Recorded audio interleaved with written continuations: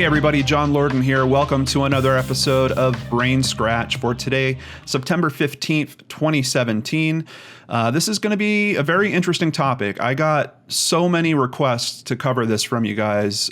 It's probably one of the strongest topics that we've had in a while in terms of requests for me to cover it.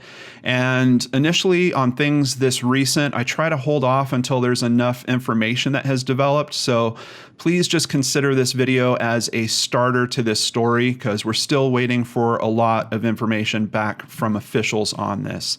I am talking about the Kenneka Jenkins case. I've seen in some places where her name is also Teresa Martin.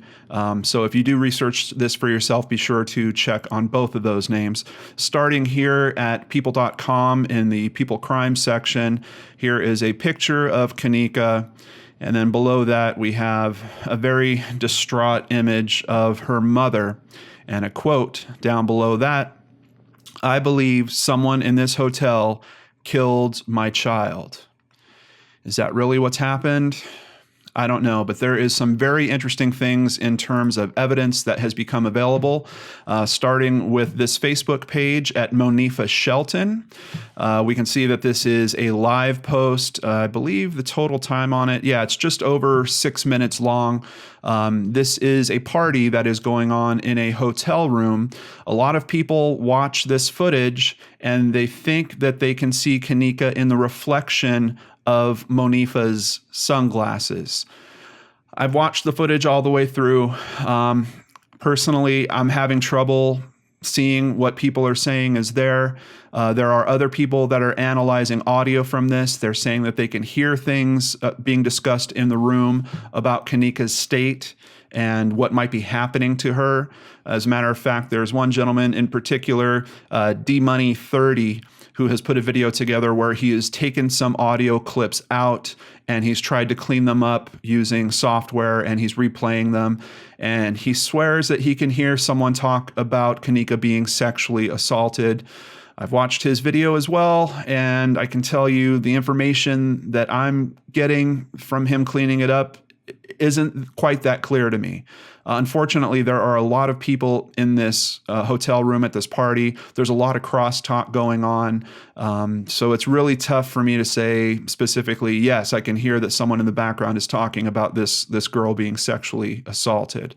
And there might be some other issues with the footage. We'll talk about those later. But let's get to the main story here. The Chicago Tribune has been covering this story in depth, so we're going to start with them as a source. Teresa Martin, mother of 19-year-old Kenneka Jenkins, talks about the circumstances surrounding her daughter's death September 10th, 2017. As you can see, this is extremely recent. I'm literally filming this just a matter of days after this has happened. So take that for what you will in terms of the quality of information that's going to be in this video.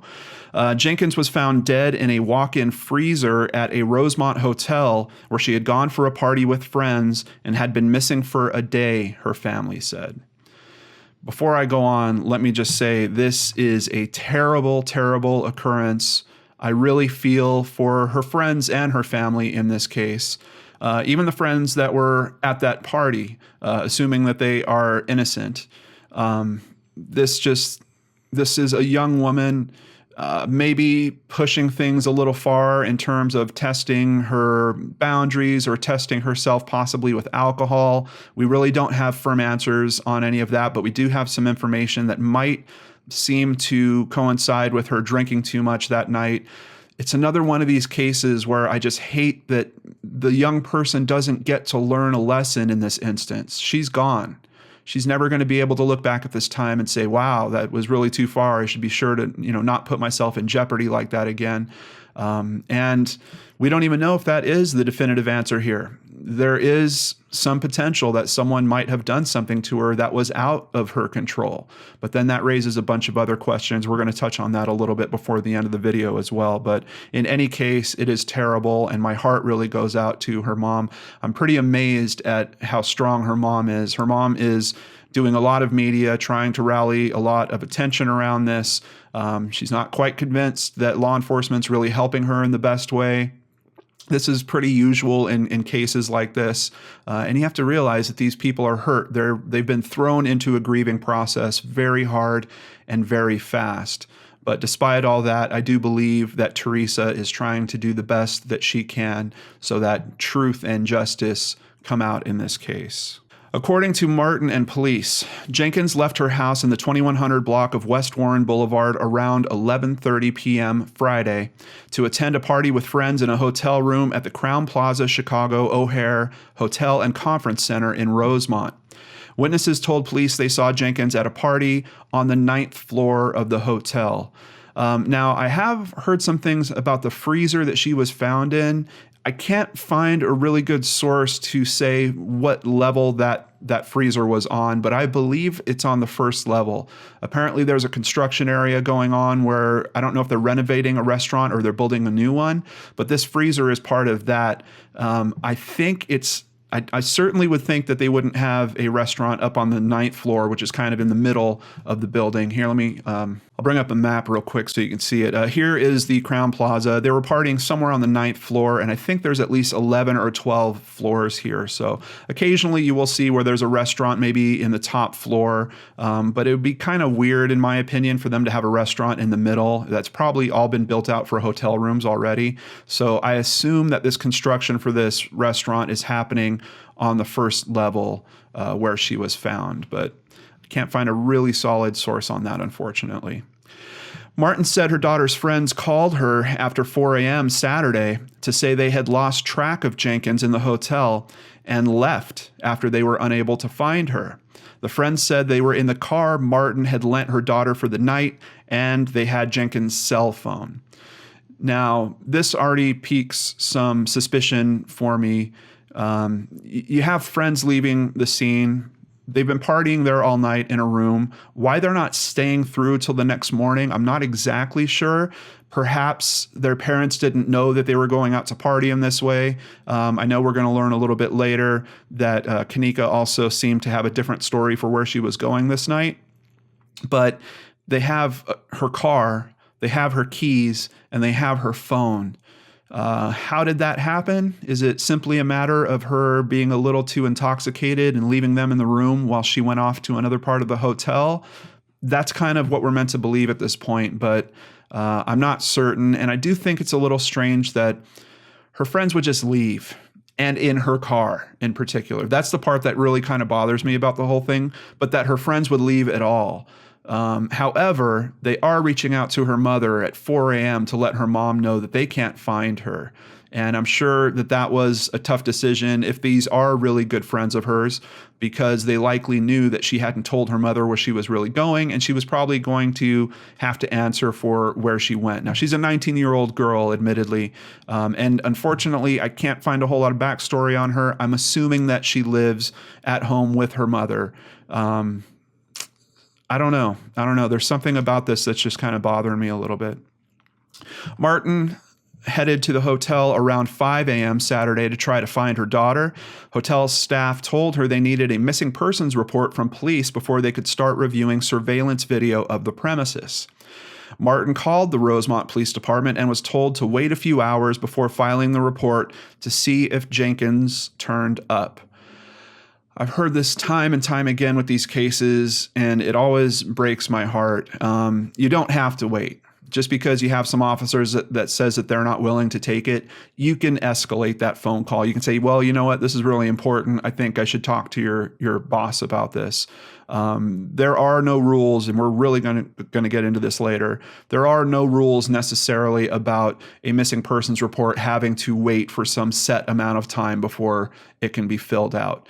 It might help you to actually go to the location to do this, instead of trying to do it over the phone. I'm sure it was much easier for them to say, call us back in a few hours. She's probably going to pop up, as opposed to if her mom was actually in the station where she could have maybe got the attention of a supervisor and kind of escalated things. But it really breaks my heart every time I hear this. And in this case, a matter of hours might have been the difference in finding her alive. You consider that this is a young girl that's in a freezer.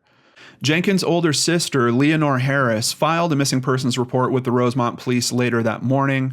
The 11-hour search for Jenkins included all public areas and the 9th floor where she was last seen by witnesses. Martin said that around 3 or 4 p.m. Saturday, police viewed some of the hotel video footage and said they did not see Jenkins pictured. The family left and came back a third time around 6 p.m. Saturday, Martin said, at which point relatives started knocking on room doors to see if any guests knew anything. The hotel called the police to complain about the knocking. Obviously, that's pretty understandable on both parties' parts, I think. I think it's kind of reasonable for the family to want to go there and investigate themselves. At that point, we're talking about a missing person. I think it's also reasonable that the hotel staff would say, you guys shouldn't be doing that and you're disrupting our guests and they're paying for being here. So I get that from both sides. One of those responding officers listened to the family's plight and agreed to view the video footage again. Around 10 p.m. Saturday, police told Jenkins' relatives they had spotted her on video from about 3:20 a.m. that day, staggering drunk near the front desk. So obviously the front desk is certainly going to be on the first floor. So we know she left the 9th floor at some point, went downstairs, and she's staggering around the front desk. Now, my first question is, did any employees see her? I mean, if she's really that close to the front desk, could someone have noticed, hey, we've got someone that is severely intoxicated, maybe possibly underage for drinking? Shouldn't we call the police here and just have them come do a welfare check? Maybe we should see what room she came from, because if there's underage drinking in there, is there any liability that we might be in trouble for? Unfortunately, none of those things happened in this case. But I also want to call out that you have the police telling the family earlier in the day, we've watched the footage and we don't see her. And then you get one cop who seems a little more interested in helping, and all of a sudden they find her on the footage. Or is that an oversimplification of what happened? Could employees at the hotel have been reviewing the footage through that whole period and finally located some of it with her? I think that's certainly also a fair thing to assume. We're looking at a time frame from her leaving her home at 11:30 to her friends calling her mother at about 4. I've also heard 4:30. So you've got a 5-hour gap there. That can be a lot of video to review, especially when you're talking about multiple cameras. So it might make sense, but maybe it's just not coming out in these news stories that it would take some time for them to find that footage of her walking around, particularly somewhere they weren't expecting her if they thought that she was up on the 9th floor. After 1 a.m. Sunday, police informed them they had discovered Jenkins' body in the walk-in freezer. Terrible. The hotel was doing some construction in the area where she was found. Martin said she was told the freezer Jenkins was in was turned on and cold, but was not being used to store food. It's not clear whether the construction area was blocked off in any way. I think that's a really important question, especially if the family is looking to hold the hotel liable for this at some point, if this turns into a wrongful death lawsuit or something along those lines. Is it reasonable to assume that if you have a construction area, you should have some barricades to stop guests from wandering into that? I personally think it's reasonable, but unfortunately, I've been wrong about that from a legal perspective in another case, which I'm sure you've seen on my channel. Martin, her mother, said Jenkins told her she was going to the show and bowling Friday. The only issue I have with that comment is she told her mom she was going to the show, I assume she means a movie, and then bowling, and she's leaving on Friday night at 11:30. I guess it is Chicago area. I don't know if bowling alleys are open all hours of the night like that. I don't know if they have a 2 a.m. cutoff for drinking at these places, like some states do, where the businesses then typically close for the night. But it just strikes me a little odd that she told her mom, I'm going to a show and bowling, and it's 11:30 at night. See ya. Yeah, you can catch movies that late, but by the time they let out, are you really going to be able to go bowling after that? I don't know. Martin said she only learned about the hotel party when Jenkins' friends called to say they couldn't find her and were heading back with the car. The friends told her the three were getting set to leave the party, but realized Jenkins had left her phone and car keys back in the room. Jenkins stayed in the hallway while the friends said they retrieved her stuff. Once again, this is a little odd to me. She says she forgot her stuff. Her friends say, oh, I'll go back in and get it for you. It's just, there's something about that logic that's breaking down for me. Why wouldn't she have gone back into the hotel room to get her own cell phone, to get her keys?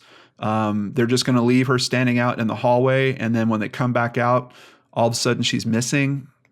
I don't know. There's some strange information coming from the friends here. And I think that's part of what's raising everyone's suspicion about some possible involvement on their part. When they got back to the hall, she was gone. Martin said they told her. But Martin said she questioned the friends' accounts, saying their stories changed over and over. I really wish we had some more detail about how these stories are changing. I've seen that noted time and time again in articles, but I have not seen any details about how these stories are changing, what exactly is changing about these stories. So I really don't know where to go with that. Heading over to another article at the Chicago Tribune. Amid pressure from Kenneka Jenkins' family, police offer new details of death probe. Rosemont police released a statement Wednesday describing the scope of their investigation. They said they are reviewing video from 47 surveillance cameras at the hotel, as well as videos posted on social media, and that some of the footage is being analyzed by forensic technicians. Police say they've interviewed 8 people who were present at the hotel when Jenkins went missing, along with 4 others who were involved in some way. I think what they mean there is potentially people that work at the hotel, something along those lines. If they're not party goers, they're probably going to be employees of the hotel or possibly other guests that were nearby. Authorities are also seeking to locate and speak with 4 other people they have identified as being present the night of the gathering. Quote, at this time, the incident is still an active death investigation. Our detectives are working around the clock to identify, locate, and interview all persons who were involved, the police statement said. Kenneka's mother, Martin, has expressed anger over what she believes was a lack of urgency by police and hotel staff when she came looking for her daughter. But Stevens, that is Rosemont Mayor Brad Stevens, said village police did a good job. And here we get a quote that makes me shake my head. Let's check this out. Generally, in any missing persons case, it's 24 hours that a person goes missing before a report is filed. So I think that the Public Safety Department is handling it well. What are we talking about here? First of all, in missing children's cases like Amber Alert systems and stuff like that, you're getting notification much quicker than waiting 24 hours. I did a quick web search, and over at blogs.findlaw.com, they spell it out plainly. And I know we've talked about this in videos before. There is no waiting period. Many shows and movies have publicized the 24 or 48-hour waiting period to report missing people, but that doesn't exist in real police offices. So unfortunately here we have the mayor using fictionalized information to try to give a break to the law enforcement. And if he is right, if they do wait 24 hours, then why did they respond in 12? Because they had a missing persons report filled out within 12 hours of her actually missing. It just bums me out when this kind of information comes out, because people look to people like him as authority figures. And when they hear that little thing, oh, well, if someone goes missing, I have to wait a day before I report it. It's not true. It's absolutely not true. I've seen some interviews with other police officers that they're saying, look, we get it. This is a terrible thing. We understand that. We just need enough time to be sure that we have the answers so that we're not giving people out there a half story, which I definitely understand. But I do think that it's important that pressure is also kept onto this situation so that it doesn't just fall to the wayside.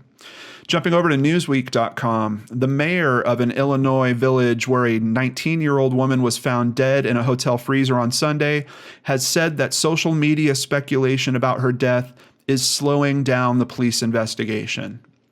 Now look, I don't want this video to be about me just necessarily harping on the mayor, but I can tell after looking into this case, are there a lot of people talking about it? Absolutely. Does that in some way mean that the investigators in this case have to sit on Twitter and read through all those comments, or have to go on Facebook and read through all those comments?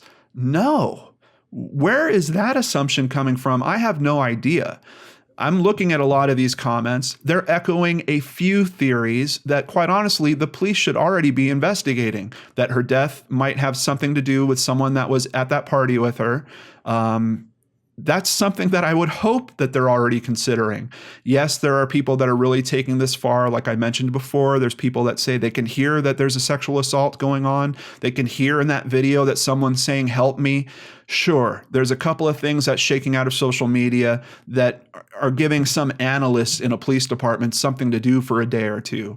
I don't see how that is really going to derail or slow down the police investigation. These are considerations, like I said, that I would hope that they're looking into already. But once again, I feel like the mayor is trying to do damage control around this, likely because they were just a tad bit slow to respond. And I don't think that responding within 12 hours is terrible. I think what is terrible is you had her mother at the scene, trying to get someone to look at the footage. You had a policy by the hotel that says we can't do that without a missing persons report. And the mother was put off by someone on the phone that said, wait a couple hours and see if she pops back up before you come in and file this thing. It's unfortunate. It's an unfortunate set of circumstances that delayed people getting on this case. And like I mentioned earlier, there is some possibility that they could have found her in time to actually save her life, potentially, depending on what really happened to her. But once again, we don't know what the answer is on that. Rosemont Mayor Brad Stevens said the case had taken on a life of its own and that police needed time to process all the evidence and information. It's unfortunate that some of that stuff is convoluting the investigation because all those leads have got to be followed up on. People talking on the internet, none of these investigators should be watching this video. Let me put that out there right now. None of these investigators should think that they have to go through all the comments that are going to be under this video because there's potential leads in there. So this assumption that people talking about this is causing a problem to the investigation, for me, is a bad assumption. I don't believe in it. You don't have to pay attention to social media. You just don't.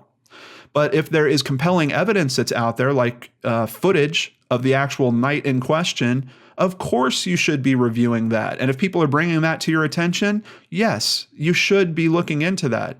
But because you've got Joe Schmo sitting on the other side of the planet who has an opinion on this, how is that slowing it down? I'm not sure. And maybe I'm overreacting to what he's saying because of the type of work that I do. But I would love, because I've heard this so many times coming out of these police departments. Oh, well, social media is screwing us up. Social media keeps blowing this. I'd love for someone to explain it to me better because I don't understand it. It's not like there are now 20 different theories going off in all different directions that each have tangible evidence that the police are having to follow up on. That is clearly not what's happening here. In this case, you got a few videos that they need to analyze really well. And are they even going to be able to do this kind of CSI mindset of we're going to look in the reflection of the glasses and see if we can identify her in the room? I don't even know if that's reasonable to assume that they have technology that could actually do that. If they know what clothes she's wearing, sure, that makes it a little easier if you could see if she's in the room at that time. But how important is all that? I'm going to hold off to the end of the video to ask you guys that again after I give you some information. But let's continue here. As I'm sure you've seen, there's a lot of speculation out there. Yes, definitely. And I know I'm adding to the pool, but I also hope we're not giving authorities something else to do besides investigate this case, because that's really where they should be focused. This article goes on to explain you've got a couple of celebrities also talking about this case. I don't know if that helps or hurts in cases like this, especially if the celebrities are assuming the worst, that someone did something to her when we really don't have clear information to say that that's actually what happened. But celebrities are talking indeed about this. Heading over to chicago.cbslocal.com, dozens of protesters on Wednesday demanded Rosemont police provide answers in the mysterious death. Village authorities say they are working around the clock and will show portions of hotel surveillance video privately to the mother of Kenneka Jenkins and family members that may shed light on the case. I don't know if this has happened yet. Obviously, I'm recording this on Thursday, the day before you guys see it. So you might want to run a quick news update to see if this footage has been shown to her. What I'm really curious about is this footage going to potentially show Kanika walking around on her own, possibly the stumbling drunk footage that police have mentioned before? Do they potentially even have footage of her entering the freezer on her own? Because that would certainly debunk a lot of claims that are floating around out there that someone did something to her and this was their way of trying to hide it.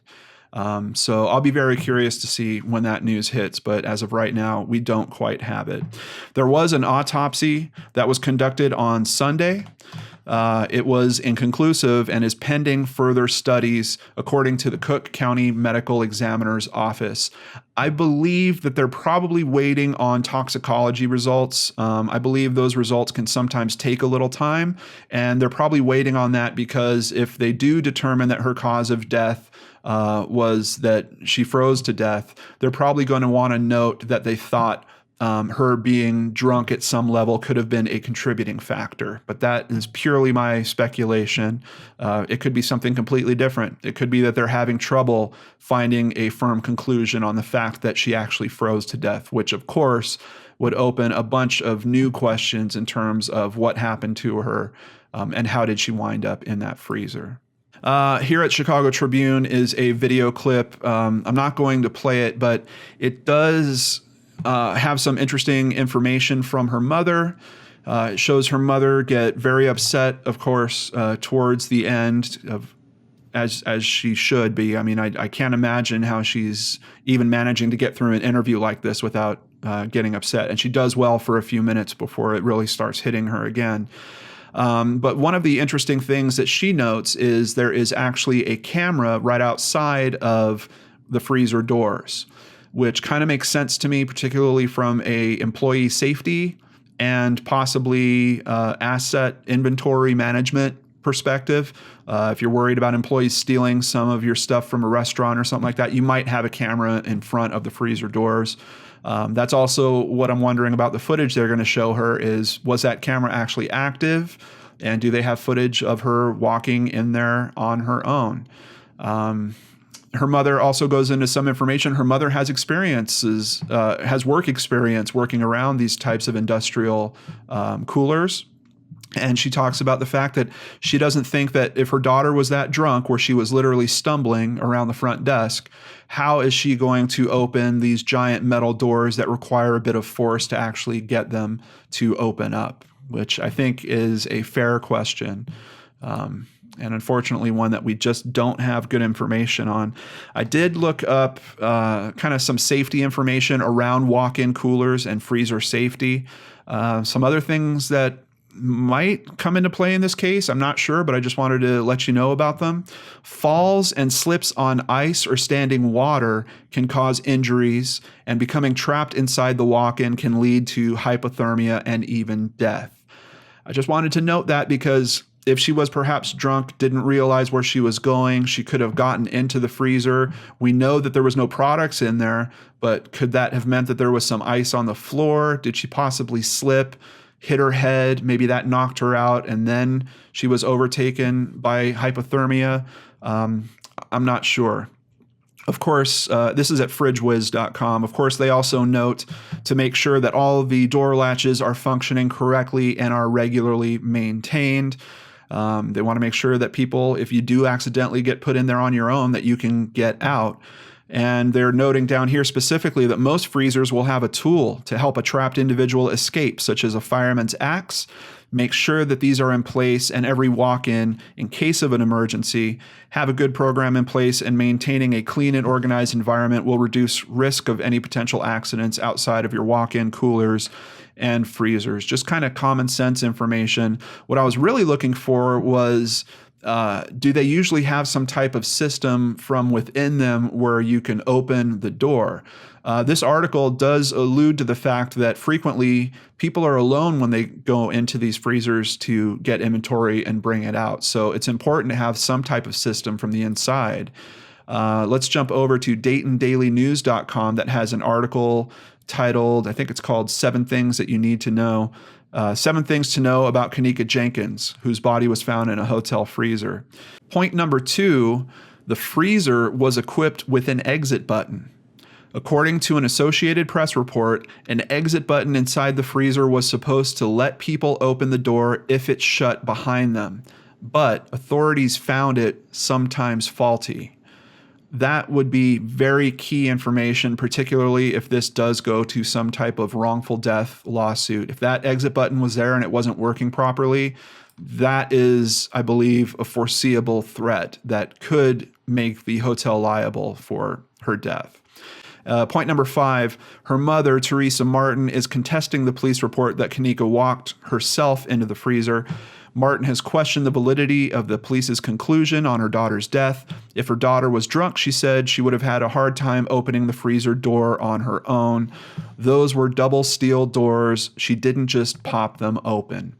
Another thing about that video footage that I showed you a couple screens ago, her mom talks about her actually going down into the freezer. The police eventually let her come down there to see her daughter about 4 hours after she was found. So she does have some understanding about the types of doors that were down there. As I mentioned, the camera that was across from the doors down there.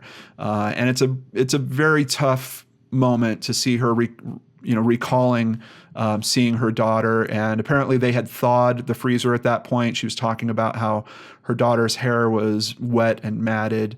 I hope it's a more simple explanation, because I think that will help the family move through this process in terms of grieving, and then whatever follow-up they might do in terms of the hotel being accountable.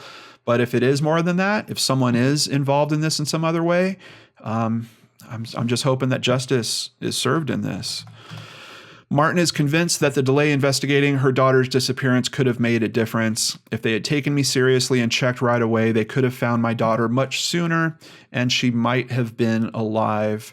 I totally understand that thought and agree, of course, depending on what we learn from the coroner in terms of cause of death. Chicago Tribune also kicked out this kind of editorial piece on this, that the Kenneka Jenkins death prompts conversation African Americans need to have.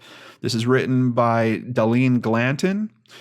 The amateur sleuthing on Twitter has evolved into an open discussion about relationships, not just friendships, between women, but also the kind of men they allow into their lives, and the responsibility women have to look out for each other when they are socializing in public.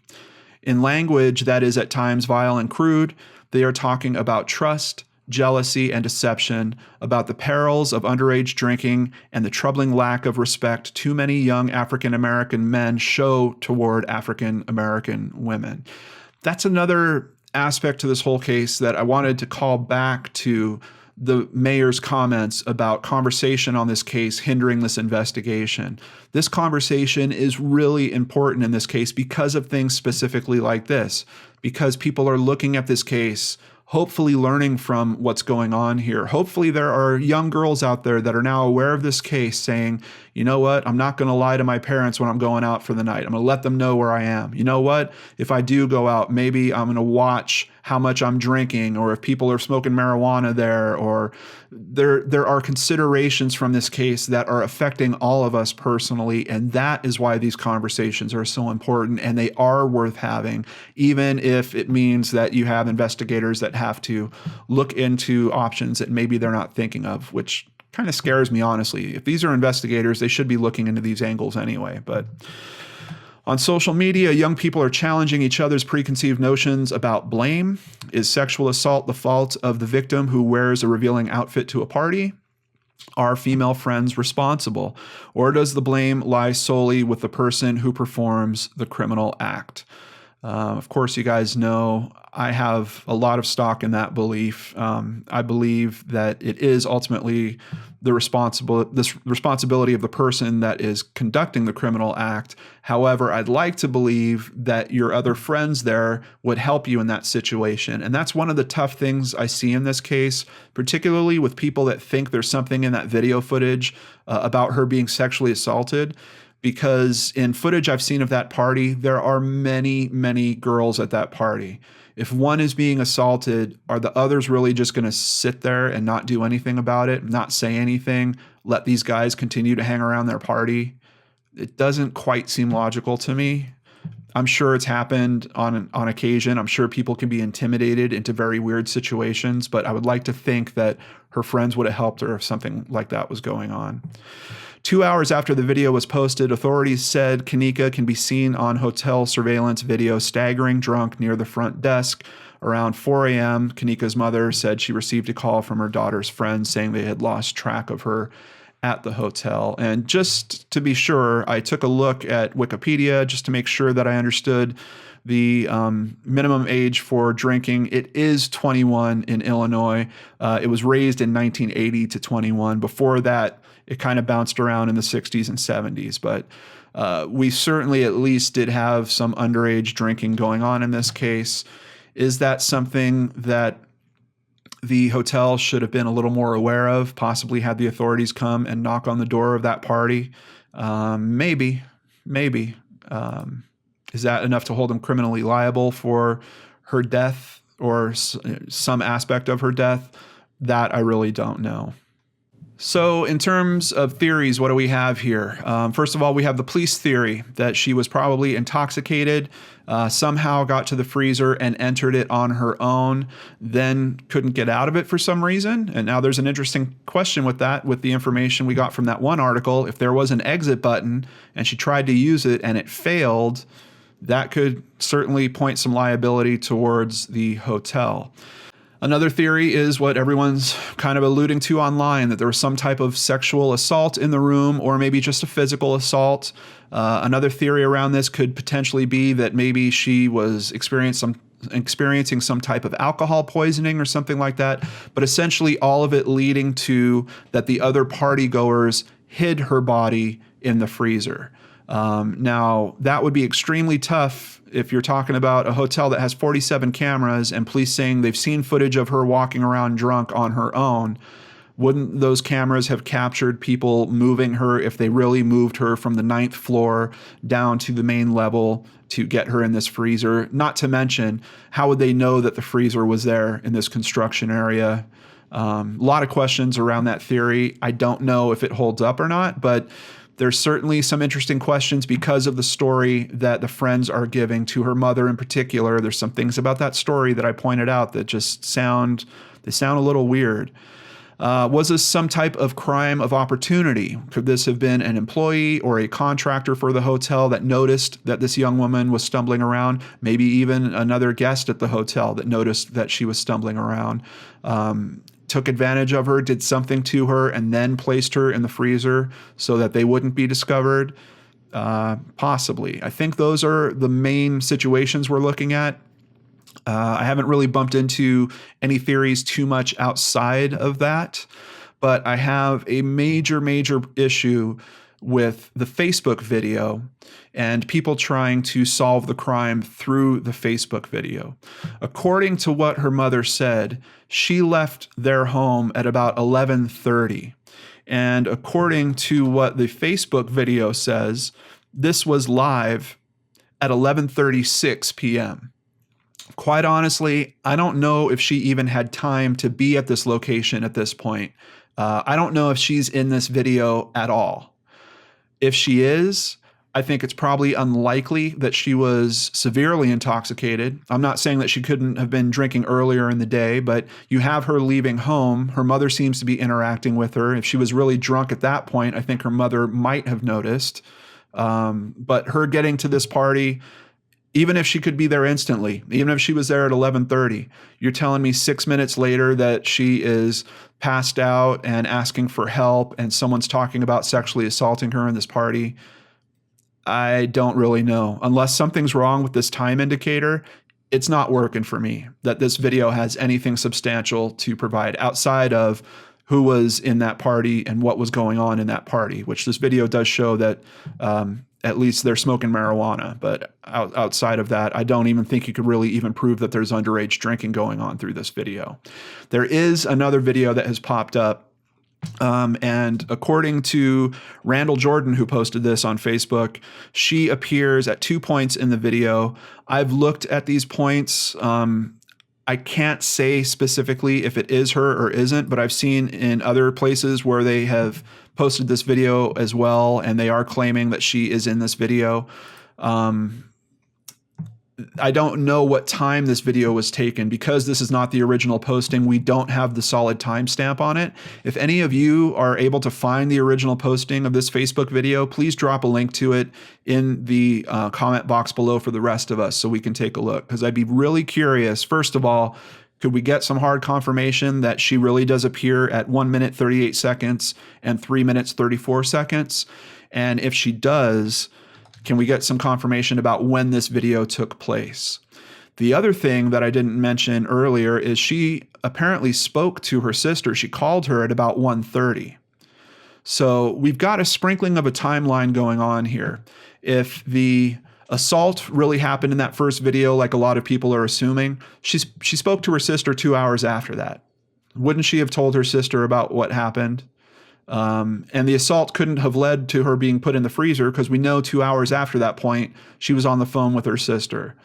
I really wish we had the time frame for this last video because I think that would help us kind of build out this time frame a little stronger. But we know at least at 4 o'clock or 4 to 4:30, her family is contacted, her mother is contacted about her missing. So you've only really got about a 3-hour gap, and sure, 3 hours is plenty of time for something to happen. But basically, my conclusion from this is if this timestamp is right on Monifa's video, I don't think this video has anything substantial to help this investigation. And I think people that are analyzing it and hearing the things they're hearing are just concerned citizens, people that want to be a part of the solution, and they're probably suffering a little bit from confirmation bias in trying to put together a story that they can prove that she was harmed with that video. Their heart's in the right place, absolutely, but I don't think that the facts and the timeline that we're talking about now really hold it together. Outside of all that, is a Facebook Live video really a great way to cover up a crime or to provide an alibi? A 6-minute video? Probably not. You know, assuming I was going to try to use Facebook Live to cover up some crime that I was doing, I would have to have that thing recording through the whole period of the potential time that that crime could have happened in.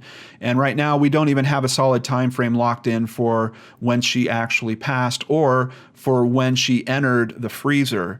So this 6-minute video certainly does not provide anyone with any type of alibi in this case. So I don't think that this video is being used in that manner either. It seems to me from both the videos that these are people having fun at a party and they're just trying to share it with their friends online. I don't see much more to these videos than that. Unfortunately, I wish the answer was in these videos, but I don't think it's there, at least not from what I've been able to review and find in these videos. So this is where I turn it over to you, Brain Scratchers. Like I mentioned at the start of this video, I'm pretty sure there's more information coming. I will likely do an update if we get some substantial changes in this case or new information that point us in a new direction. But once again, my heart goes out to her family and the people that cared about her, her friends, which there are probably a bunch of them in these videos as well. I am interested in these 4 people that the police have been trying to interview and can't locate for some reason. But when you consider this is a party that at least had underage drinking going on, had some marijuana use going on, I think there's probably some people that don't feel very comfortable talking to the authorities about this investigation. So it might take them some more time to track those people down, but we'll see. In any case, I hope some solid answers are coming towards her family so that they could really process this and maybe decide where they're going to go next in terms of handling this. If it is the story that the police are saying, and we do have accurate information about that freezer button not working, I do think that a wrongful death lawsuit might be coming out of this case, but we have yet to see. Thank you so much for spending some time with me here today. Hope you guys have a wonderful weekend, and I will see you back here on the Lord and Arch channel on Monday. Take care and stay safe.